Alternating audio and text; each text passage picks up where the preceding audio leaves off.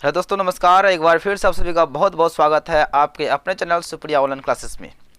चलिए दोस्तों, जैसे कि आप सभी जानते हैं कि आपका जो है ना बिहार बोर्ड का क्लास 10th वालों का ऑब्जेक्टिव 2 गुना हो चुका है। अर्थात जो आपका मैथ में पूछने वाला था पहले 60 ऑब्जेक्टिव, जिसमें से आपको आंसर करना पड़ता था 50 को सही, यहाँ पे डायरेक्ट डबल हो चुका है। यानी कि आपको पूछेगा 100 ऑब्जेक्टिव और 100 में आपको मात्र देना पड़ेगा कितना, सही आंसर 50 देना पड़ेगा। ठीक है, तो काफ़ी ईजी है। तो मैं आपको जो आपको ऑब्जेक्टिव बताने वाला हूँ, इससे जो है ना मेरा दावा है कि इससे जो है ना ऑब्जेक्टिव बाहर नहीं आ सकता। अगर आप मेरा पूरा वीडियो देख लेते हैं हर वीडियो को, तो यह हमारा पार्ट 1 है। तो चलिए क्लास को शुरू करते हैं। जैसे पहला प्रश्न आपके सामने है, 1440 में 2 का अधिकतम घात कितना होगा। यानी कि 1440 को तोड़ने पर 2 का घात कितना होगा। बहुत ही सिंपल है।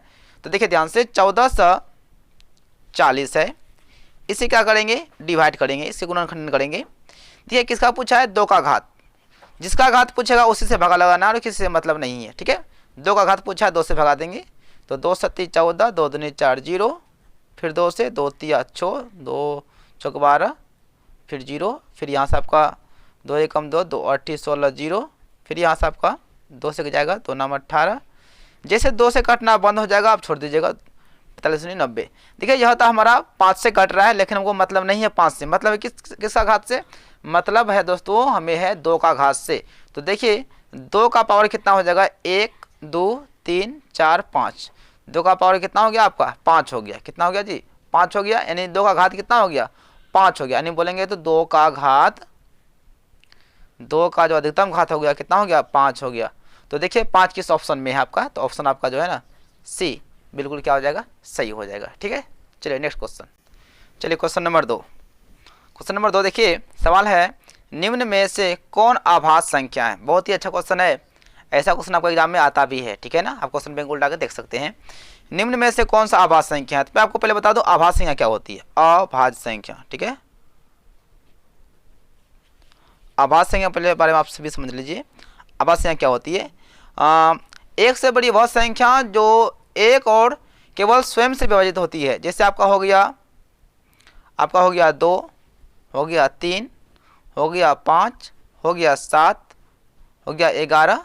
यानी जो संख्या एक से और खुद स्वयं उसी संख्या से विभाजित होती है। जैसे यहाँ पे देखिए 3 एक से लग रहा है 3 में भाग, और खुद 3 से, यानी वह संख्या जो एक और स्वयं खुद से विभाजित होती है, उसे हम लोग क्या बोलते हैं, आभास संख्या कहते हैं। तो आपको इन ऑप्शन में खोजना है कौन आभास संख्या है। तो देखिए आपका यह जो है ना 8 आपका भाज्य संख्या है, 9 भाज्य है। 11 देखिए 11 में केवल 1 से भाग लगता है और स्वयं 11 से, तो आपका 11 क्या हो जाएगा, आपका अभाज्य संख्या हो जाएगा। आपका ऑप्शन क्या हो जाएगा, सी बिल्कुल सही हो जाएगा, आभाज्य संख्या हो जाएगा। ठीक है, चलिए क्वेश्चन नंबर देखिए 3, बहुत ही अच्छा क्वेश्चन है। सबसे छोटी पूर्ण वर्ग संख्या जो 16 20 तथा 24 प्रत्येक से भाज्य हो वह संख्या है। यानी कि सबसे छोटी पूर्ण संख्या कौन, ऐसी संख्या चारों ऑप्शन में से कौन सा है जो कि वह जो आपका 16 से भी करता है, 20 से भी करता है और 24 से भी करता है। ठीक है, तो क्या करेंगे हम लोग, सबसे पहले क्या करेंगे, यानी कि 16 20 और 24 से कटने वाली वह संख्या निकालना है जो कि पूर्ण वर्ग संख्या है। ठीक है ना, तो चलिए तो क्या करेंगे, इसके लिए हम लोग क्या करते हैं, 16 20 और 24 का एलसीएम निकाल लेते हैं। क्या निकालते हैं जी, एलसीएम। क्योंकि एलसीएम का मतलब होता है जिसका एलसीएम निकालते हैं ना, उन सभी से एलसीएम क्या होता है, विभाजित होता है। तो एलसीएम निकाल लेंगे, यहाँ 2 से डिवाइड होगा, 2 8 16, 2 ढंग 20, यहाँ पे 12 दूनी 24। फिर देखिए 2 से 2 चौके 8, 2 पंचे 10, 2 चौके 12, फिर 2 से कट रहा है, 2 दूनी 4, फिर 5, 2 तिया 6। अब यह डिवाइड नहीं होगा क्योंकि सब अकेला हो गया। तो आपका हो गया 2 गुना 2 गुना 2 गुना 2 गुना 5 गुना 3।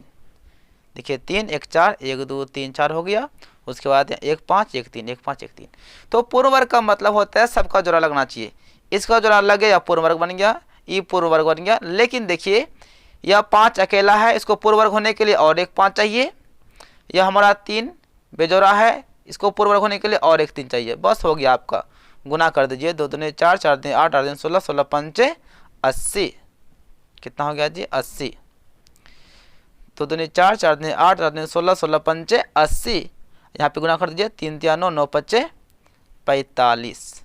चलिए इसे गुना कर दीजिए, 0 रह जाएगा। तो 8 पंचे 40 बचा कितना आपका 4, 8 चौक 32, 4 कितना हो गया 36। तो 16 और 20 और 24 का पूर्ण वर्ग संख्या कितना हो जाएगा आपका 36 होगा। यह 36 वह संख्या है जो कि पूर्ण वर्ग है और वह 16 से और 20 से और 24 से क्या हो रहा है विभाज्य हो रही है, यानी आपका ऑप्शन जो है ना डी बिल्कुल सही हो जाएगा। ठीक है, चलिए आगे चलते हैं। चलिए क्वेश्चन नंबर 4 देखिए ध्यान से। 4 में क्या है 4√2 एक है। चलो जानते हैं एक परिमेय संख्या और एक अपरिमेय संख्या का गुणनफल जो होता है वो क्या होता है अपरिमेय संख्या होता है। ठीक है ना, तो आपका जो है ना एक परिमेय है और रूट क्या है अपरिमेय है। तो परिमेय और अपरिमेय का जो गुणनफल होता है वो आपका क्या होता है अपरिमेय संख्या होता है। तो 4√2 आपका क्या हो जाएगा अपरिमेय संख्या हो जाएगा। ऑप्शन सी बिल्कुल सही हो जाएगा। ठीक है, चलिए सवाल आपका 5 है, देखिए ध्यान से क्वेश्चन नंबर 5 में क्या है बिना घात के बहुपद को कहते हैं, यानी कि जिस बहुपद का घात नहीं होता है। तो बिना घात के अर्थात देखिए x + 2 इस पर तो घात नहीं है तो कुछ नहीं क्या रहता है एक रहता है। ठीक है ना, और जिसका घात एक है उसे हम लोग क्या बोलते हैं रैखिक बहुपद कहते हैं। जैसे कि x² + 3 कुछ भी ले लीजिए, तो जिसका घात 2 है उसे क्या बोलते हैं द्विघाती बहुपद कहते हैं। जैसे x³ + x² है +4, तो जिसका घात 3 है उसे क्या बोलते हैं त्रिघाती कहते हैं। तो इसका घात कुछ नहीं था यानी बिना घात का यह हो गया। तो यानी कि बिना घात का मतलब क्या हुआ जिस पर की घात कुछ नहीं है उस पर घात कितना होता है एक होता है। तो सवाल क्या पूछा है बिना घात के बहुपद को कहते हैं। तो बिना घात के बहुपद को क्या बोलते हैं हम लोग एक घाती बहुपद कहते हैं। क्या कहते हैं एक घाती बहुपद कहते हैं या फिर इसे हम लोग रैखिक बहुपद कहते हैं। क्या कहते हैं जी रैखिक बहुपद कहते हैं। तो आपका आंसर क्या हो जाएगा ऑप्शन ए हो जाएगा। अगर यहाँ पे पूछता कि 2 घात वाले बहुपद को क्या कहते हैं तो आपका होता है द्विघाती बहुपद। फिर बोलता कि 3 घात वाले बहुपद को क्या कहते हैं तो आपका आंसर क्या होता है त्रिघाती बहुपद। या ये भी पूछ सकता है कि 1 घात वाले बहुपद को क्या कहते हैं, तो 1 घात पूछे या फिर बिना घात पूछे, बात वही हुआ। तो बिना घात वाले बहुपद का बहुपद बिना घात वाला जो बहुपद होगा वह एक रेखिक बहुपद होगा, या फिर 1 घात वाला बहुपद क्या होगा वो भी रेखिक ही कहलाएगा। ठीक है, तो 5 का आपका आंसर क्या हो जाएगा ए बिल्कुल सही हो जाएगा। ठीक है, चलिए क्वेश्चन नंबर 6 देखिए। क्वेश्चन नंबर 6 है निम्नलिखित में कौन बहुपद है। ठीक है, कौन बहुपद है। तो पहले आपको मैं बता दूं कि बहुपद का परिभाषा क्या होता है। ठीक है, बहुपद चलिए जान लीजिए बहुपद का परिभाषा क्या होता है। तो आराम से इसका होता है वैसे व्यंजक।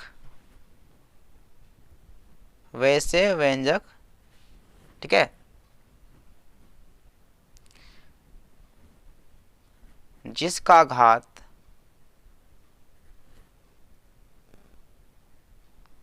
धनात्मक पूर्णांक हो। क्या हो धनात्मक पूर्णांक हो उसे बहुपद कहते हैं। धनात्मक पूर्णांक का मतलब हुआ कि घात होना चाहिए प्लस में।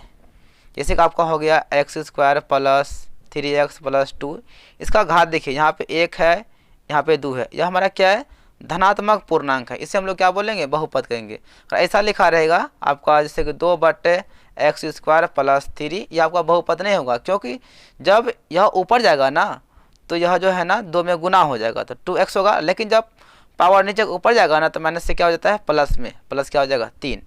यह तो आपका क्या होगा धनात्मक पूर्णांक तो हुआ नहीं और माइनस में हो गया तो यह आपका बहुपद नहीं होगा।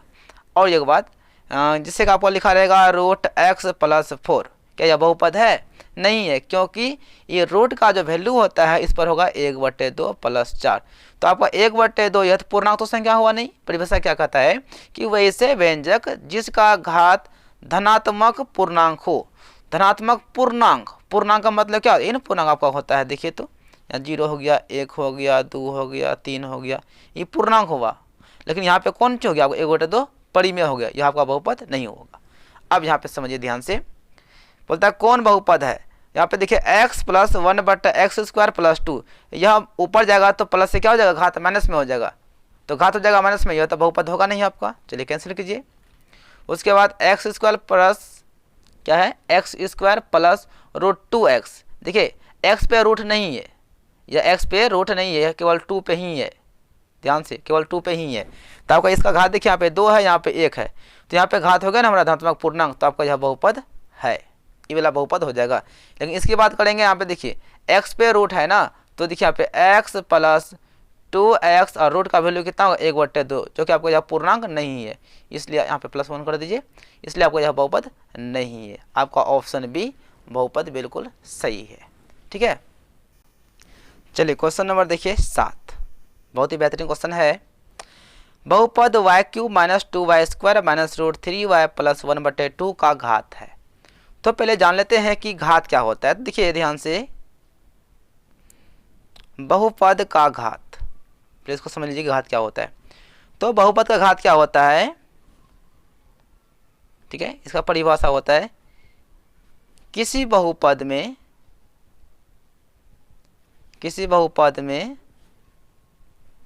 चर का, ठीक है, चर का सबसे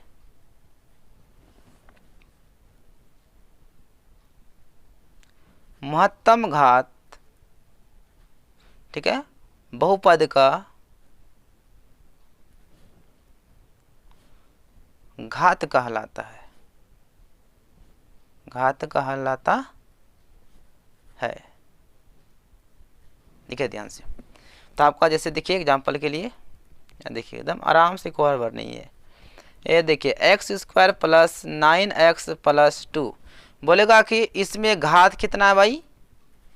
तो देखिए परिभाषा के अनुसार से किसी बहुपद में चर, चर का मतलब क्या हुआ, x हुआ या y हुआ, उसे चर कहते हैं। चर का जो सबसे महत्तम घात होगा, महत्तम का मतलब क्या हुआ, सबसे बड़ा घात जो होगा, वही जो है ना बहुपद का क्या होगा, घात होगा। यहाँ देखिए यहाँ पे घात कितना है, 2 है, यहाँ पे कितना है, 1 है, तो 1 और 2 में सबसे बड़ा कौन है, 2 है, तो इस बहुपद का जो घात होगा वह कितना होगा, आपका 2 होगा। तो यहाँ पे क्या पूछा है, देखिए बहुपद y³ minus 2y² minus root 3y plus 1/2 का घात होगा। तो इसमें देखिए तो y का घात 3 है, यहाँ पे 2 है, यहाँ पे 1 है, तो सबसे बड़ा घात कौन हुआ, 3 ना हुआ, तो आपका घात कितना हो जाएगा, 3 हो जाएगा। आपका ऑप्शन सी बिल्कुल सही हो जाएगा। ठीक है, चलिए क्वेश्चन नंबर देखिए 8 में है क्या, यदि 2k - 1 के समीकरण 10x - 9y बराबर 12 यानी कि 10x - 9y = 12 का हल है तो k का मान क्या होगा। ठीक है, तो देखिए आपका लिखा हुआ यहाँ पे देखिए 2k - 1, तो आपका यहाँ पे देखिए x का वैल्यू कितना हो जाएगा। आप सब जानते हैं ना, निर्देशांक ज्यामिति में पढ़े होंगे कि पहला वाला होता है x का निर्देशांक, दूसरा होता है y का निर्देशांक, है ना। तो x हो गया हमारा कितना 2k - 1 और y कितना है हमारा, केवल है k। और समीकरण देखिए, समीकरण दिया हुआ है कितना 10x - 9y = कितना है 12 है। तो 10 यहाँ पे गुना है तो गुना लिखिए, और x का वैल्यू कितना है, x का है 2k - 1, चलिए हो गया।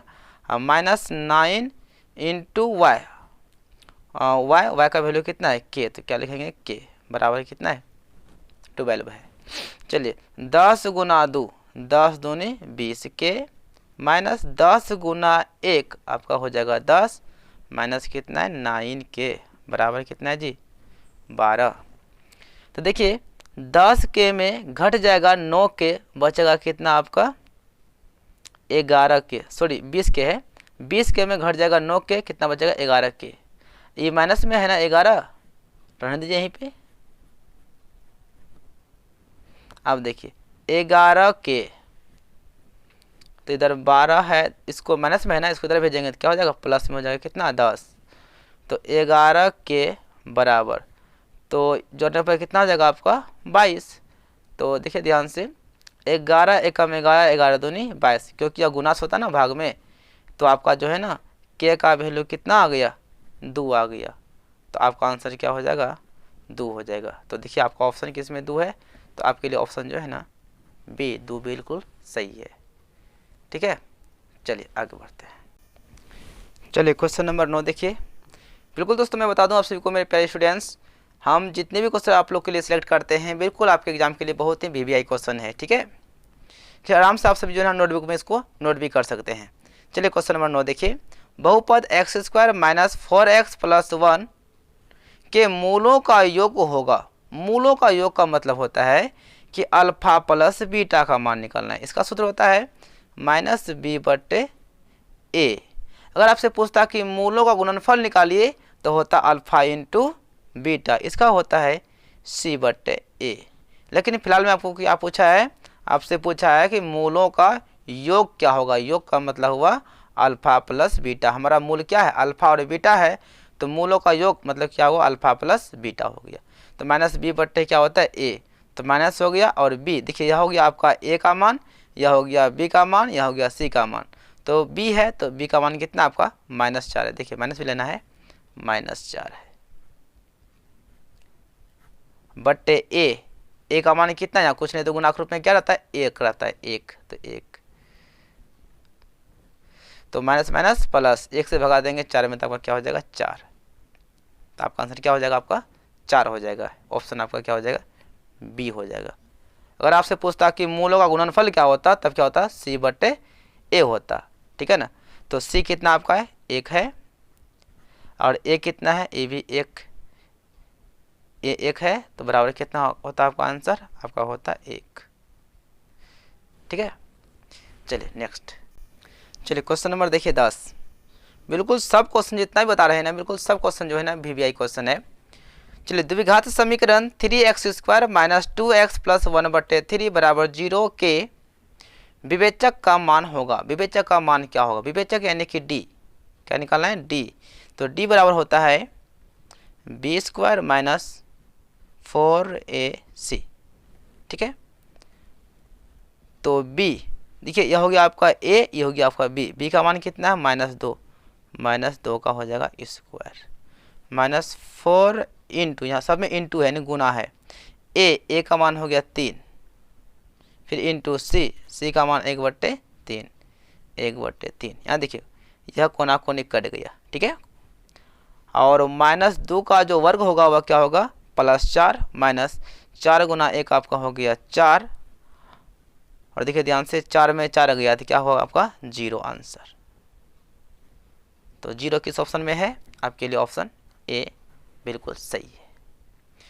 चलिए दोस्तों आज के लिए इतना ही। अगर आप सभी को वीडियो अच्छा लगा होगा तो आप सभी वीडियो को लाइक ज़रूर कर दीजिएगा, और कम से कम दोस्तों वीडियो को शेयर ज़रूर कर दीजिएगा, ठीक है। तो चलिए मिलते हैं कल नेक्स्ट वीडियो में। अगर आप सभी वीडियो अच्छा लगा हो तो आप सभी कमेंट बॉक्स में अपना राय जरूर बताएंगे।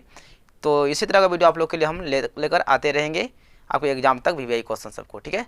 चलिए bye bye, all the best.